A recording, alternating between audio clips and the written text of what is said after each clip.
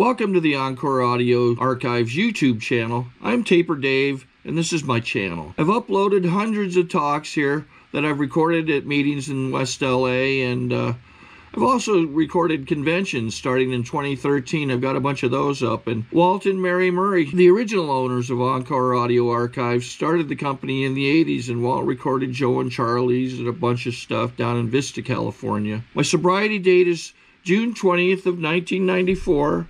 I hope you find something you like, so please like and subscribe to my channel and comment down below.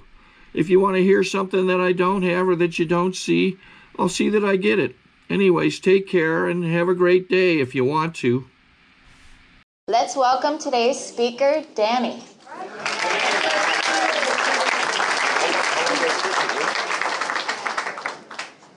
It's written. Thank you. My name's Danny, and I'm alcoholic. And God, I love being sober. I love being clean. And I honestly believe that when you finally fall in love with being clean and sober, it's like your life just gets better and better and better. I've been searching for a problem.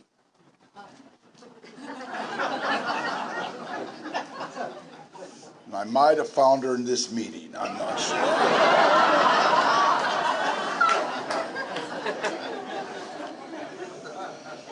You know what? I'm sorry, man. I've been sober now 46 years.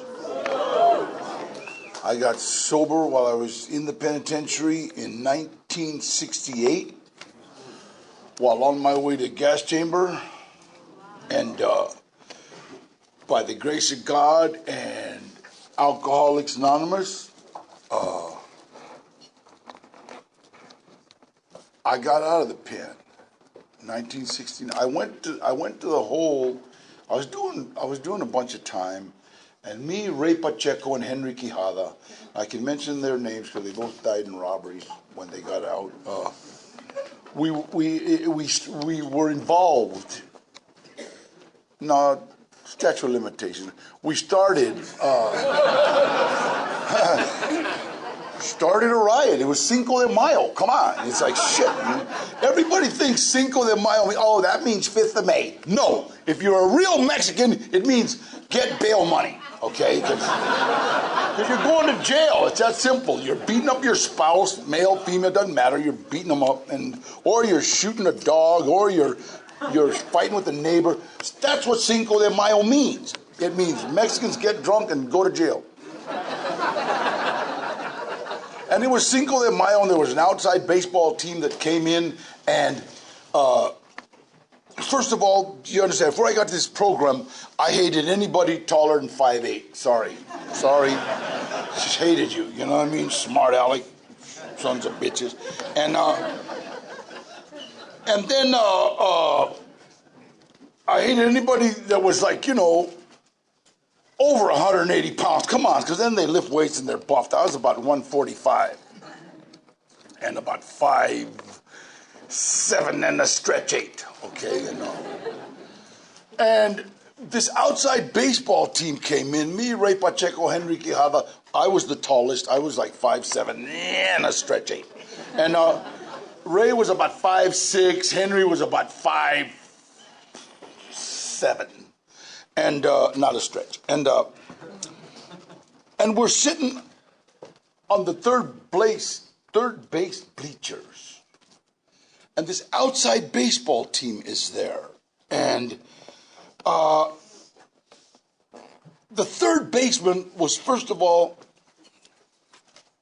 it's about 5'11", blonde. But probably about 199, 195. Buffed. One of them buff guys that don't even have to get near weights. So you hate him automatic, Then no tattoos, so he wasn't a thug,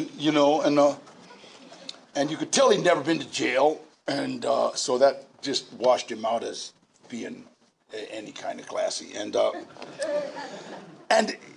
he had this baseball mitt, and he was like pounding it, and he was, hey, batter, batter, batter, hey, batter, batter, batter. And he just was an athlete, and being 5'8", 145 pounds, you hate athletes, you know, and unless they're boxers. Because boxers can be like 5'4", 5'5", 5'6", you know what I mean? And I was lightweight and welterweight champion of this institution, and this guy was like chewing gum. He was chewing gum. You can't chew gum in the penitentiary. They don't allow it. And this guy probably had Bubblicious or something. And he was one of them people that could pop their. You ever seen them people? Pop, pop, pop. And we're in the third place preachers. Ray Pacheco, who had come down from Tascadero, which is the state mental hospital for the criminally insane, killed his girlfriend and her husband. No, he thought they were still boyfriend and girlfriend, I think. And anyway, he came to the penitentiary, and he got jealous. And Henry was there on the right. Ray was kind of like a little shock treatment. I used to like tease him because I'd go behind him and I'd go, and anyway, I could tell the shock treatments were wearing off because he started like getting a little spun, you know what I mean? And this guy was chewing gum, and like a little kid, Ray goes, "Damn, I wish I had some gum." And I said, "I don't know why. But you ever just like to instigate?" I said, "Hey, Ray, don't ask him for gum. That guy knows karate, Holmes. He's bigger than you. The last thing you want to say to a Mexican is he's bigger than you." Because the 5'8" Mexicans have complexes about anybody bigger than you. You know what I mean? And he was 5'6". So I said, "Ray, don't. Bigger. I ain't that big." You know? So Ray says, "Hey, hillbilly, give me some gum." And this guy was very rude. He's like, "Cap, they told us not to give you gum." That's as far as he got. And Ray grabbed him by the lip and just in the pen, things don't go wrong. They just like explode. And bells and whistles and people yelling and everything started going crazy. And I picked up a rock and I threw it at this group, and it was alleged. No, Statue of Liberty. I threw this rock, and there was Lieutenant Givens was standing there with this group, and the rock, it was like slow motion. It hit Lieutenant Givens in the head. And if you ever seen blood in slow motion, it goes, boom. And I went, "Oh my God." And it was like no doubt. He was looking right at me. And Henry Quijada kicked Coach Strawmeyer in the groin. And anyway, just stuff went berserk. And Cinco de Mayo, 1968, Captain Rogers, the captain on the yard, was going like this. Now, when they do that in the pen, what that means is for the gun tower to shoot there.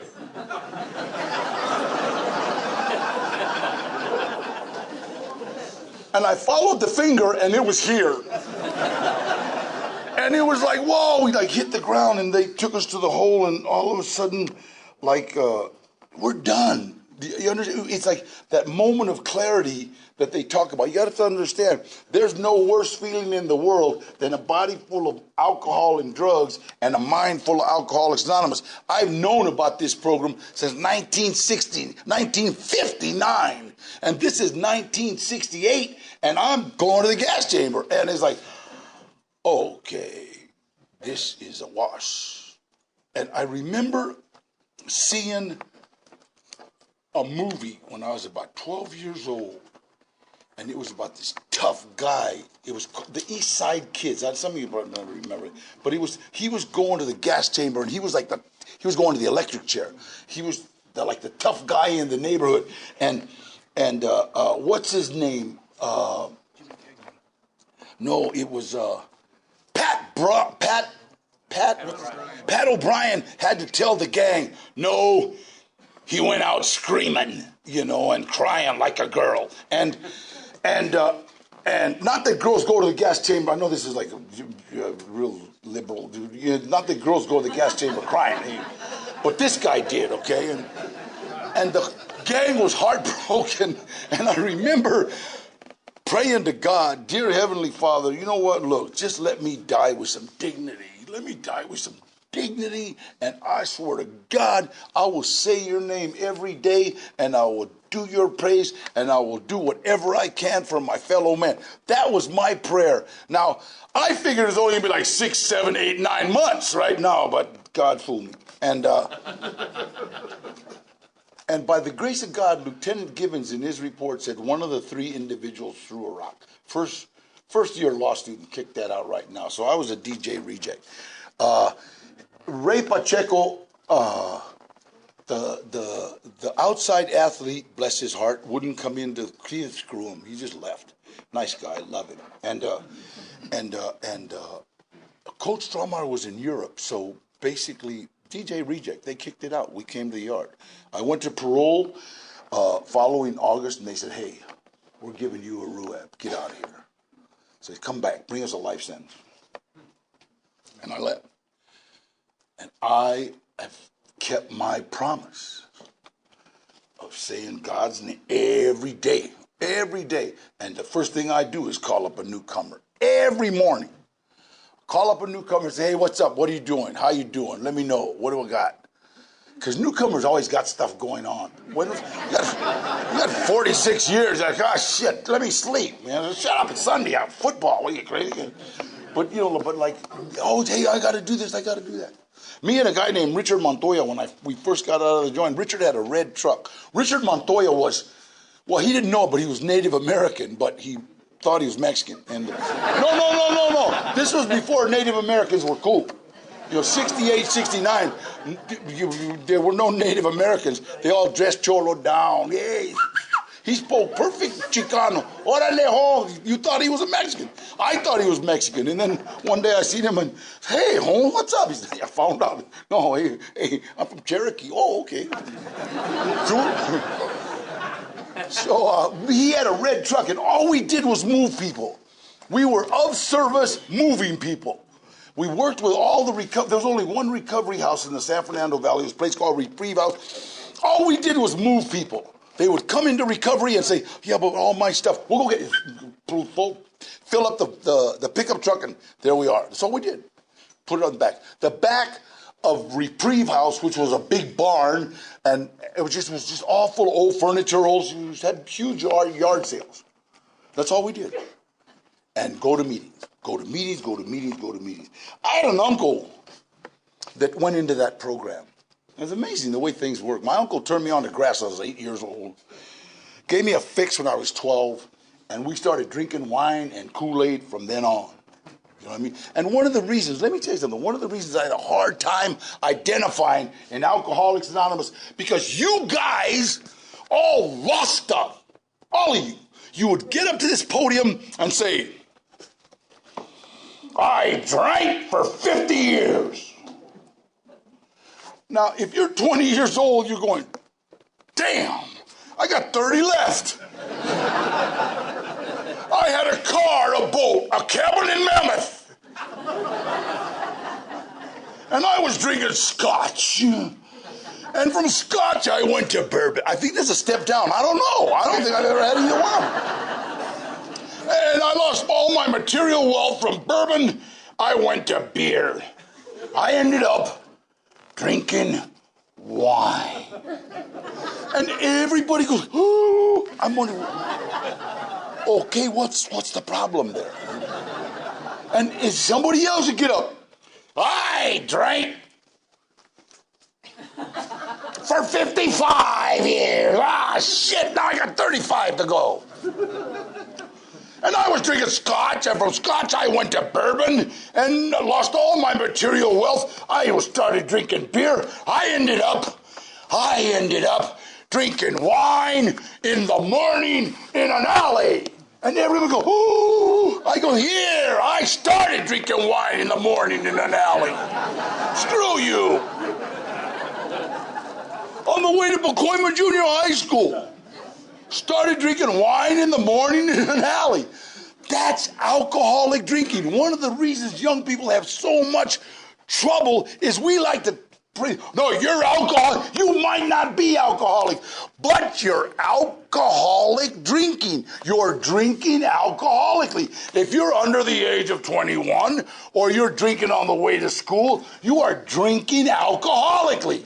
That's all. I don't know if you're an alcoholic or not, but you're drinking alcoholically. Now, if you're drinking alcoholically and taking pills, you might have a problem. If you're drinking alcoholically, taking pills, snorting a little coke, and shooting some air, you might have a little problem. If you're drinking alcoholically every day, you might need us. But I can't say you're alcohol. I can, but AA can't, you know.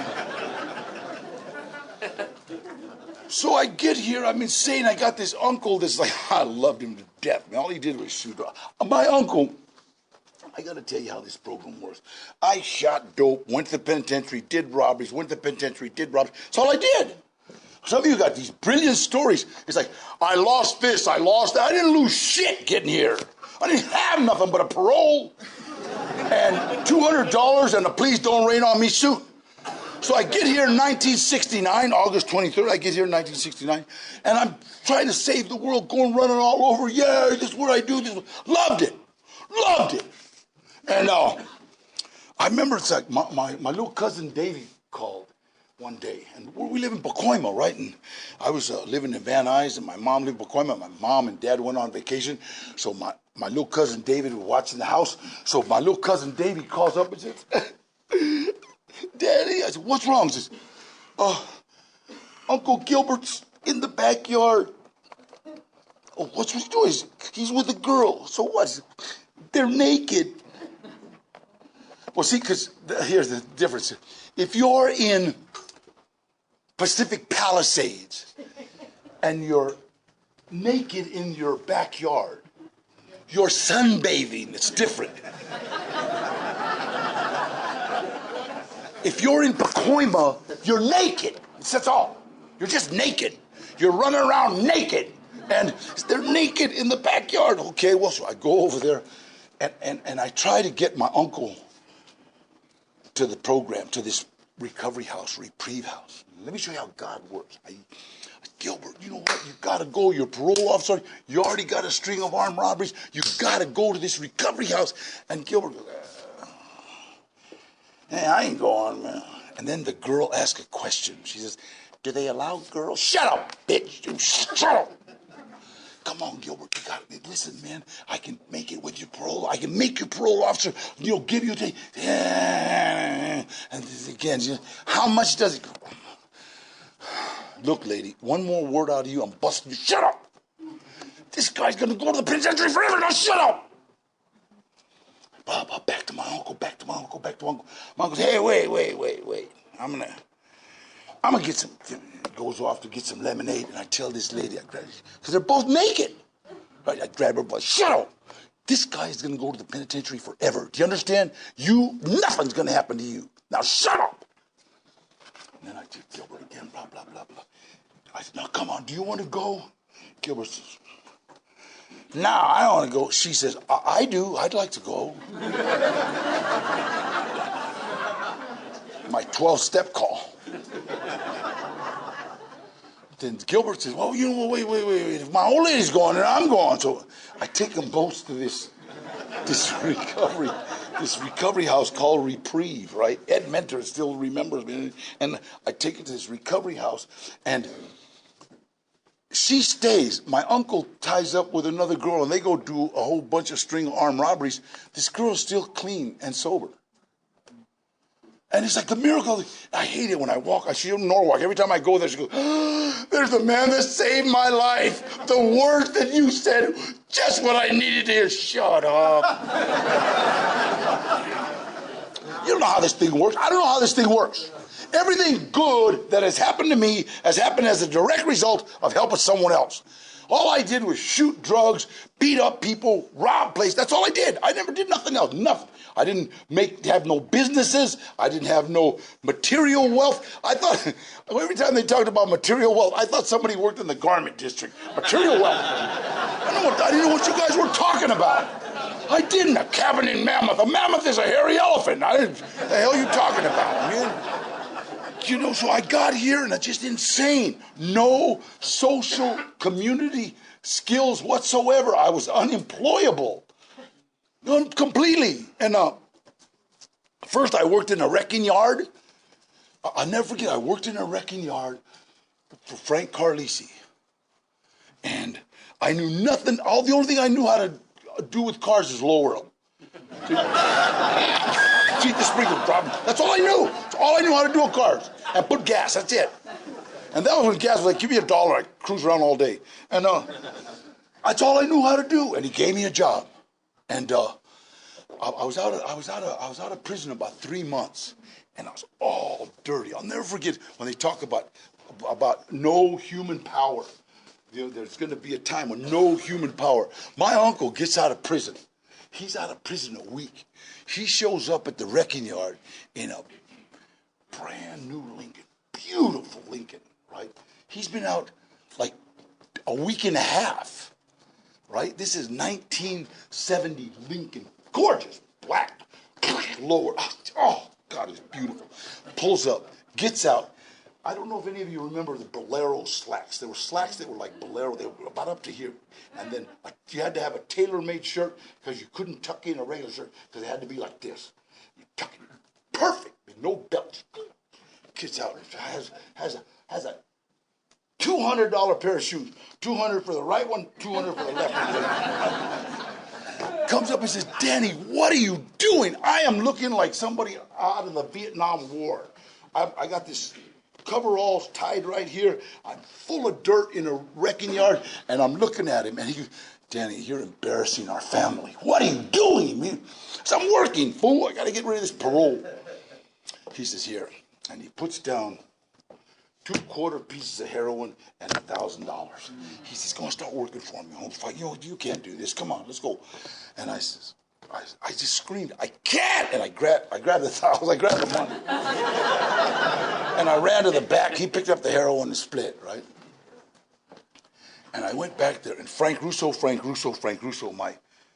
always say his name because he told me never to mention it, but Frank comes back and says, Danny, just wait. Just be patient. Just wait. Remember, a day at a time. We can get through this. And then he says, did you get the grant? Yeah, I got the $1,000. Cool. And it's so funny. He goes, you got the $1,000? Yeah. I said, well, that's God working in your life. Okay. I got the $1,000. And about 2 months later, my uncle's shooting it out with the police. And I'm still here. And I'm still here again. And I helped him again. And I helped every time I get out of prison, I'd help. Life gets better and better. Everything good that has ever happened to me has happened as a direct result of helping someone else. Everything. In 1985, I spoke at a Cocaine's Anonymous meeting. And I spoke, and it was funny because Cocaine's Anonymous started in 1983. And in 1985, there were still just all the therapists and all the like college students, all them people that go,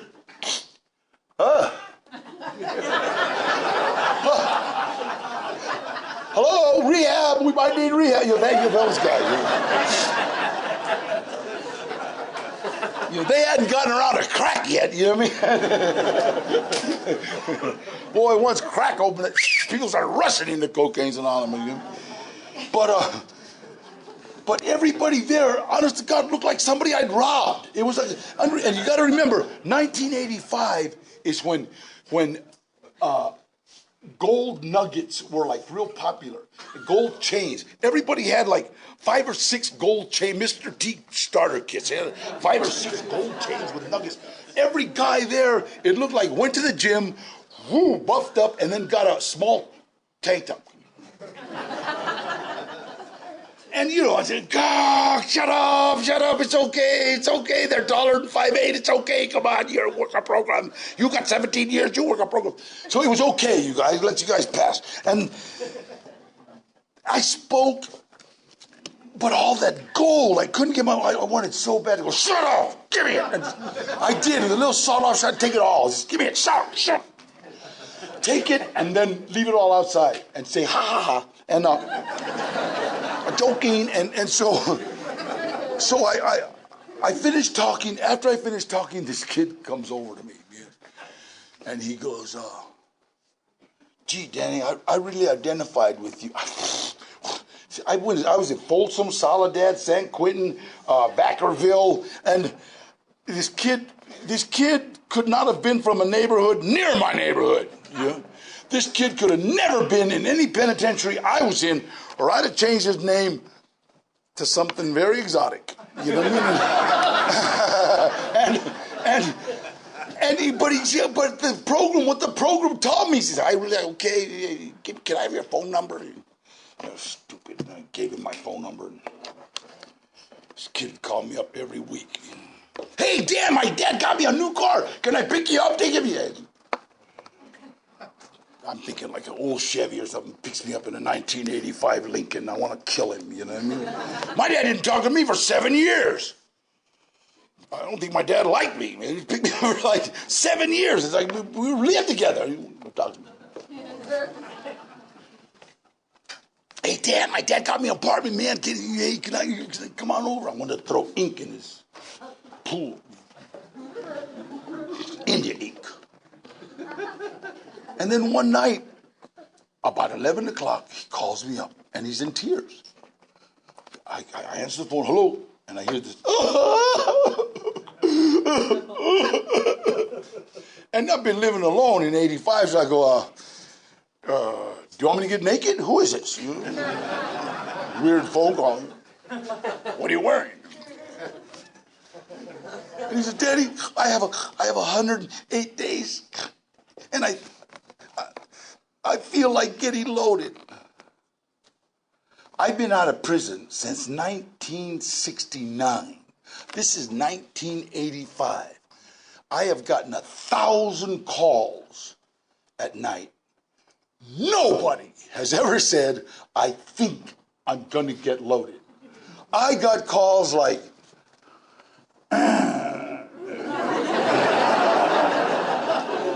Danny, hey, you know what, hey, I sleep. I got those calls at 1:45. And hey, yeah, sucker, hey, I sleep. The calls that I used to love to get were the ones from like somebody's closet. Daddy, I think I'm having a heart attack. Daddy, I would tell him, shh, calm down, be real quiet. But I went by your house, and they really are out there by the car. And then I call him back in about 20 minutes.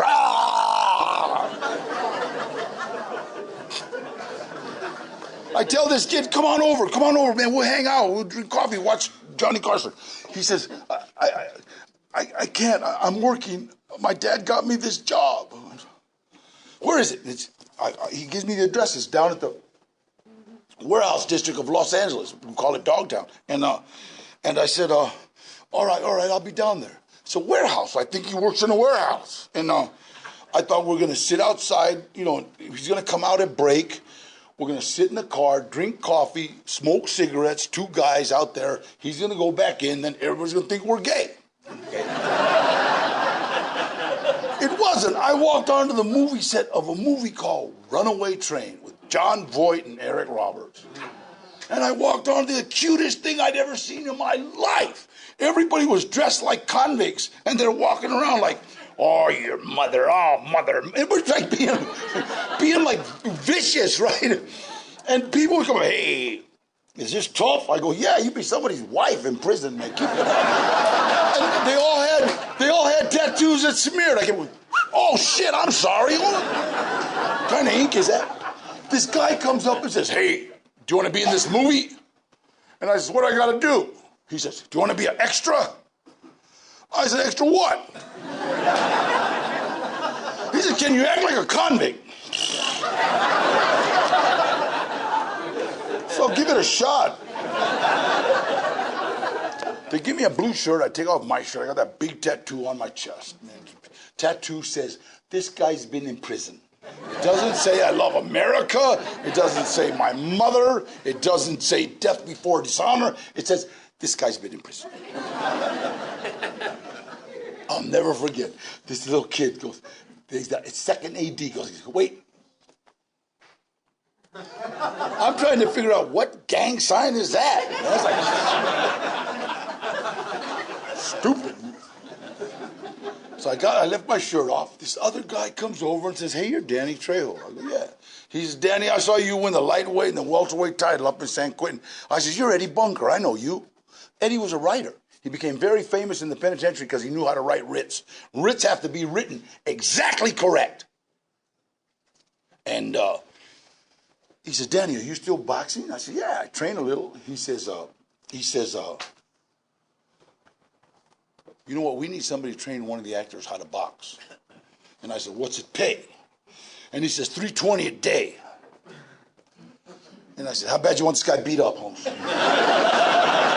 I beat up Godzilla for $320. I'd have done it for another $50. You know what I mean? They were going to give me $50, right? Like, I started training an actor named Eric Roberts how to box for the movie Runaway Train. And the director saw that me and Eric got along and he would do what I said. And he came over, I'll never forget him. And he goes, Andrei Kojalowski, a Russian, very aristocratic, comes over and says, you be in movie. You'll fight Eric. And then he leans over, kisses me on one cheek, kisses me on the other cheek, and walks away.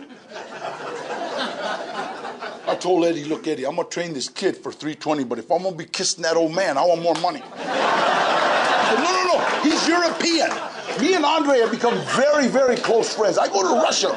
I go over to Russia to see him on his birthday all the time, you know. That's kind of cool, you know, but we became that good of friends. If you're new, I suggest you go to a lot of meetings. If you're new, I suggest you go to a lot of meetings. If you're new, I suggest you go to a lot of meetings. Si estás aquí por la primera vez, yo quiero decir que vayas a muchas juntas. And the reason I say that is because newcomers don't hear that. All the newcomers heard right now is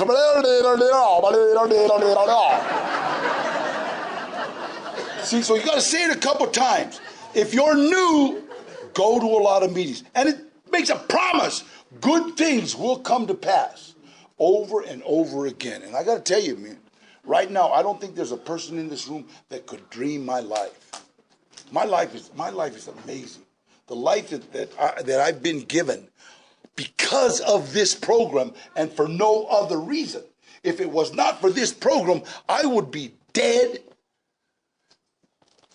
Institutions, well, though insane, we don't know that word, okay, but you know, I mean, but they've given me enough sanity to enjoy my insanity. And it's like, this life is the most beautifulest thing that'll ever come to pass. God bless you. Thank you very much.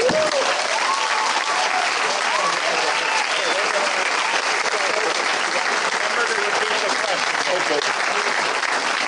Hey, we got questions. We got questions. Yeah, hi Danny. Hi. My name is Scott, I'm an alcoholic. Hi, Scott. And I just wanted to say thank you for sharing. I hadn't seen you in ages.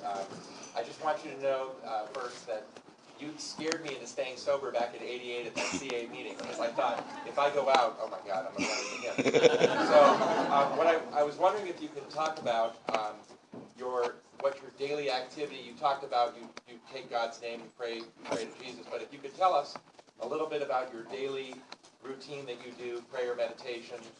I get up in the morning. First thing I do is look myself in the mirror and say, "Brain broke," because basically you're starting with a broken brain. You know, many of us, you know, and so it's like it kind of gets me out of the intellectual area of my life. You know, brain broke, so now let's get started. I say my prayers, and a lot of us become very... My biggest prayer to this day is still, God in all his wisdom didn't make me too wise. If I do something stupid, it won't take him by surprise. I love that. Man. Okay, we got it. Let's go. It's not a big deal because I pray all day. I pray all day. I walk around praying. Sometimes it's like I'll be in the car and I'm blah, blah, blah, blah, blah, blah, blah, you know, and it's like people will say, what? You know, so I pray all day. I honestly believe this program is a program of doing for others and making sure that you know who the boss is. Are there any other questions? Go ahead. Danny, thank you so much. Could you talk a little bit about how the steps have, how you've used the steps to work on your alcoholic thinking? Well, first of all, the steps are everything. The steps are everything in this program. What was the question? Brain surgery. I had brain surgery 5 months ago, so it's like, the question is, you know, how do the steps work in working with your alcoholic thinking? And it's like, when my thinking starts, like, I don't know how to say it. I haven't really, alcoholic thinking to me is usually violent.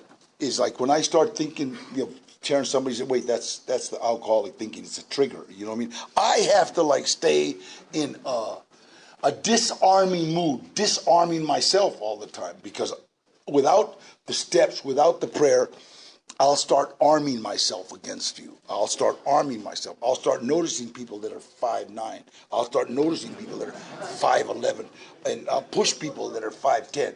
You know, so I have to like disarm myself. All of that. That's what the steps do. But it's hard to like go through. I have to like do like 1, 2, and 3 all the time. I can't, God can, so I'll let him. That's what I always do. That's always with me. You know. I hope I answered that question. Go ahead. This movie is like working on most Con Air or Desperado. Both of them. I loved them. My favorite movie of all time, I would have loved Machete even if I wasn't in it. You know, that's my kind of movie. We killed 30 people the first 4 minutes. You know, don't take me to a drama, you know what I mean? Because I'm going to piss everybody off. Are you capable of taking sponsees through the steps? You know what? Yeah, but we got about 9 right now, so it's like that's about all the time I got. You know what I mean? And a lot of them travel with me because I hired them as assistants. What the hell?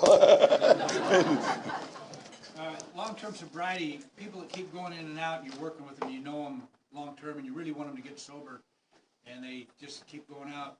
How do you deal with this? You know what? I got to tell you this, and I'm really selfish too, because there's so many people that want to get clean and sober.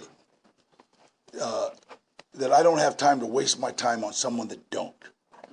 And sometimes we have to draw the line. I kept trying to get my uncle clean and sober, and he ended up dying. You know, but it's so funny. He saved so many people. He sent so many people to this program on his way. You know, but I have to like each case is individual, and it's like I don't have anybody that keeps going out because if they're with me, they're okay. You know what? We hang together all the time. It's kind of almost like it could be considered a gang. Nancy knows that. You know, my guys are like, we hang close, you know what I mean? Last question. Go ahead. Can you talk about it in a particular amends that you made to somebody that stands out?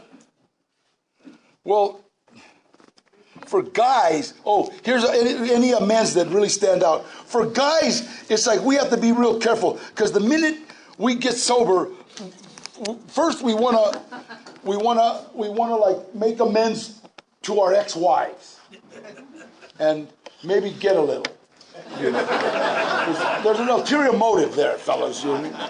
I know, you know, and I remember when I talked to my sponsor and said, you know, my ex-wife, I got to make amends. He said, you know what? The best amends you can make is stay away. So I had a tough time with amends simply because You know, it's hard to go to a market and say, I'm sorry for robbing you. And it was tough to go to Warden Fitzharris and say, sorry for burning down your penitentiary. You know, so a lot of my amends weren't personal. You know, we have personal amends. I honestly believe that personal amends have to be shown first. You know, we don't start making amends until we got some kind of track record being clean and sober. And then once we've got a track record, they see it. When people start coming around, I made an amends to a girl. I met her in the bank.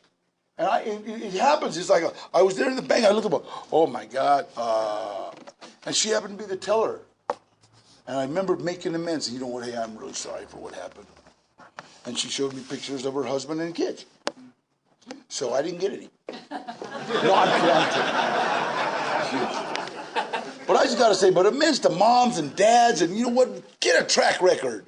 Man, my mom, I remember I tried to make amends. My mom didn't want to hear it. Shut up. When I tried to make amends to my dad, I love my dad. He passed away, but I remember saying, Dad, this program I'm working, you know, we got to make amends for stuff we did. And he said, like what? He's eating. I'll never get he's eating, right? And I said, well, you know, we fought a couple times, and I want to make amends. My dad, it's all right, I kicked your ass. Didn't stop, didn't miss a bite. And I remember saying, yeah, well, I was loaded. My dad says, yeah, well, I'll kick your ass, loaded. And I never miss a bite, loaded, sober.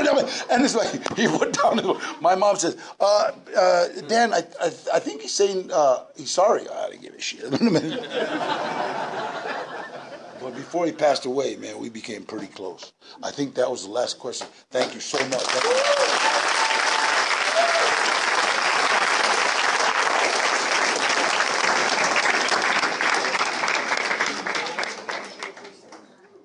I think we got a great talk going on here. Thanks for watching the channel. Taper Dave here. Just curious, do you think this is better than Zoom? Okay, this is how I prepare my drone for launching.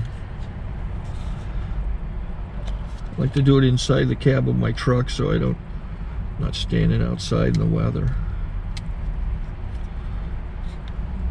To install the joysticks for control, up and down, right and left, powered on. I have an Android phone that I use to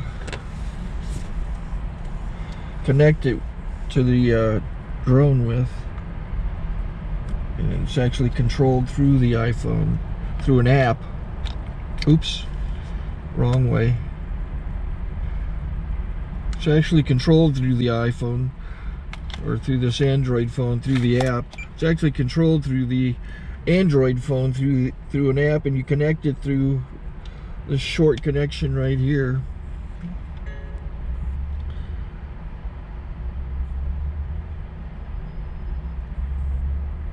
Remote control connected.